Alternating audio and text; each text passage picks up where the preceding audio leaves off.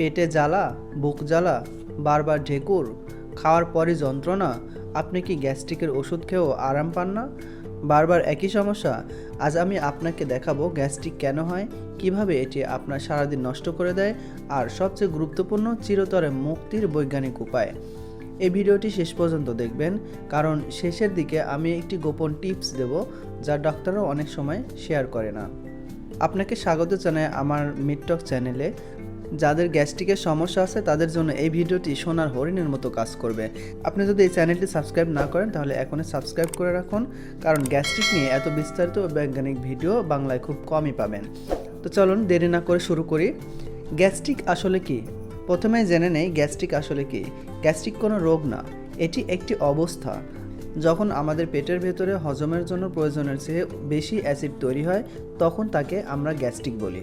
মেডিকেলের ভাষায় একে বলা হয় হাইপার অ্যাসিডিটি। পেটের দেয়ালে যখন অতিরিক্ত অ্যাসিড আঘাত করে তখন জ্বালা, ব্যথা, ঢেকুর এসব শুরু হয়। অনেকের ধারণা গ্যাস্ট্রিক মানে পেটে গ্যাস। আসলে গ্যাস্ট্রিক মানে পেটে অতিরিক্ত অ্যাসিড, আর এই অ্যাসিডই আপনার বুকে জ্বালা করে, খাদ্যনালীতে জ্বালা করে, এমনকি ঘুম নষ্ট করে। গ্যাস্ট্রিক কেন হয়? 4টি মূল কারণ। এবার আসি মূল প্রশ্নে, গ্যাস্ট্রিক কেন হয়? 4টি প্রধান কারণ আছে। কারণ 1, ভুল খাদ্য অভ্যাস। প্রথম কারণ ভুল খাদ্য অভ্যাস। খালি পেটে চা, কফি, অতিরিক্ত ভাজা পোড়া, তেল মশলা, দেরি করে খাওয়া, খাওয়ার পরপরই শুয়ে পড়া, এগুলো পেটের অ্যাসিডিটি বাড়ায়। বিজ্ঞান বলে আমাদের পেট ঘড়ির মতো কাজ করে। আপনি যখন নির্দিষ্ট সময়ে খাবার দেন না তখন পেট নিজেই অ্যাসিড তৈরি করতে থাকে, আর খালি পেটে অ্যাসিড মানেই জ্বালা। দ্বিতীয় নম্বর কারণ মানসিক চাপ ও টেনশন। দ্বিতীয় কারণ মানসিক চাপ ও টেনশন। ব্রেন ও পেটের সরাসরি সংযোগ আছে। যখন আপনি টেনশনে থাকেন ব্রেন পেটকে সিগন্যাল দেয় অ্যাসিড বাড়াও, ফলে হঠাৎ করে অ্যাসিডের মাত্রা বেড়ে যায়। অনেকের ওষুধ খেয়েও গ্যাস্ট্রিক কমে না, কারণ তারা টেনশন কমানোর চেষ্টাই করে না। তৃতীয় কারণ অনিয়মিত ঘুম ও লাইফস্টাইল। তৃতীয় কারণ অনিয়মিত ঘুম। রাত জেগে কাজ করা, দিনে ঘুমানো, এগুলো পেটের এনজাইম নষ্ট করে দেয়। গবেষণায় দেখা গেছে যারা রাতে 5 ঘন্টার কম ঘুমান তাদের গ্যাস্ট্রিকের সমস্যা 2 গুণ বেশি হয়। চতুর্থ কারণ কিছু নির্দিষ্ট ওষুধ ও রোগ। চতুর্থ কারণ কিছু নির্দিষ্ট ওষুধ ও রোগ, যেমন ব্যথার ওষুধ, পেইনকিলার, অ্যান্টিবায়োটিক দীর্ঘদিন খেলে পেটের আস্তরণ ক্ষতিগ্রস্ত হয়। এছাড়া হেলিকোব্যাক্টার পাইলোরি নামের ব্যাকটেরিয়া, গলব্লাডারের সমস্যা, আলসার, এগুলোর কারণে গ্যাস্ট্রিক হতে পারে।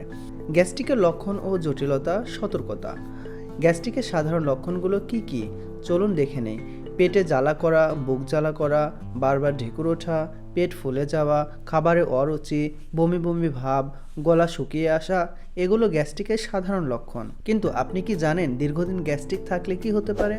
অবহেলা করলে গ্যাস্ট্রিক ধীরে ধীরে আলসার, খাদ্যনালীর প্রদাহ, এমনকি পেটের ক্যান্সার পর্যন্ত ডেকে আনতে পারে।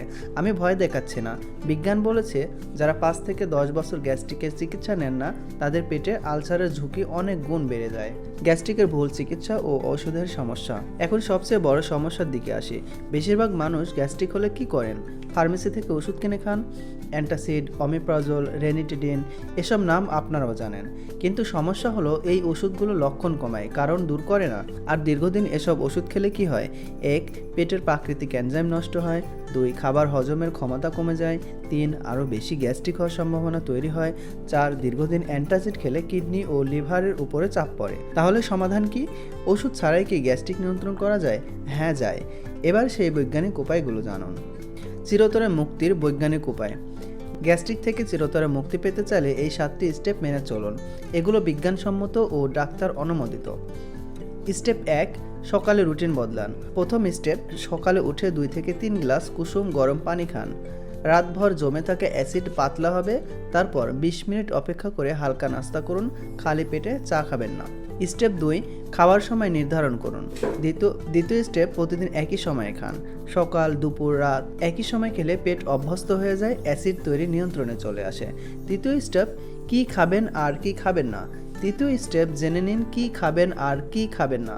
যে খাবারগুলো খাবেন: কলা, দই, পেঁপে, ওটস, আদা, ঠান্ডা দুধ, লাউ, ঝিঙে, ডাবের পানি। এবং যে খাবারগুলো খাবেন না: খালি পেটে চা, কফি, ভাজা পোড়া, অতিরিক্ত মশলা, টক ফল, cold drinks, fast food. Step 4, খাওয়ার পর হাঁটুন। চতুর্থ স্টেপে খাওয়ার পর 10 থেকে 15 মিনিট হাঁটুন। খেয়ে শুয়ে পড়া গ্যাস্ট্রিকের সবচেয়ে বড় কারণ। হাঁটলে অ্যাসিড নিচেই থাকে। স্টেপ 5, রাতের খাবার শেষ করুন আগে। পঞ্চম স্টেপ, রাতের খাবার ঘুমানোর 2 থেকে 3 ঘন্টা আগে শেষ করুন। রাতে পেটের হজম শক্তি কম থাকে, দেরি করে খেলে সেটা গ্যাস্ট্রিক হয়ে ফিরে আসে। স্টেপ 6, বাঁদিকে ফিরে ঘুমান। ষষ্ঠ স্টেপ, বাঁদিকে ফিরে ঘুমান। গবেষণায় দেখা গেছে বাঁদিকে ফিরে শুলে অ্যাসিড উপরে ওঠার সম্ভাবনা 70% কমে যায়। স্টেপ 7, টেনশন কমান। সপ্তম স্টেপ, টেনশন কমান। প্রতিদিন 10 মিনিট গভীর শ্বাস নিন, সকালে 20 মিনিট হাঁটুন, পর্যাপ্ত ঘুমান। টেনশন কমলে গ্যাস্ট্রিক অর্ধেক কমে যায়। দর্শকদের প্রশ্নের উত্তর ও বিশেষ সতর্কতা। অনেকে আমাকে জিজ্ঞাসা করেন, গ্যাস্ট্রিকের রোগীরা কি ভাত খেতে পারবেন? উত্তর, হ্যাঁ, কিন্তু পরিমাণে কম, আর রাতে ভাত এড়িয়ে চলুন। দ্বিতীয় প্রশ্ন অনেকেই করেন, দুধ খাবেন? উত্তর, ঠান্ডা দুধ ভালো, গরম দুধ অনেকের জন্য খারাপ। নিজের শরীর বুঝে খান। চা ছাড়তে হবে? উত্তর, ছাড়তে হবে না, তবে খালি পেটে নয়, খাওয়ার পর দুধ চা খান। আরেকটি গুরুত্বপূর্ণ কথা, যদি আপনার গ্যাস্ট্রিকের সাথে কালো পায়খানা হয়, বমিতে রক্ত আসে বা প্রচণ্ড ওজন কমে যায়, তাহলে দেরি না করে ডাক্তার দেখান। এগুলো বড় রোগের লক্ষণ হতে পারে। গোপন টিপস, ডাক্তাররা যা বলেন না। প্রতিশ্রুতি মতো এবার গোপন টিপস দিচ্ছে। ডাক্তার অনেক সময় এই কথাটি বলেন না। গোপন টিপসটি হলো, প্রতিদিন রাতে ঘুমানোর আগে 1 চা চামচ জিরার গুঁড়া হালকা গরম পানিতে মিশিয়ে খান। জিরা হজম শক্তি বাড়ায়, পেটের গ্যাস দূর করে, অ্যান্টি ইনফ্ল্যামেটরি হিসেবে কাজ করে। 15 দিন নিয়মিত করলে পার্থক্য বুঝতে পারবেন। আরেকটি টিপস, খাবারের পর 1 টুকরো গুড় খান। গুড় হজমে সাহায্য করে, পেট পরিষ্কার রাখে।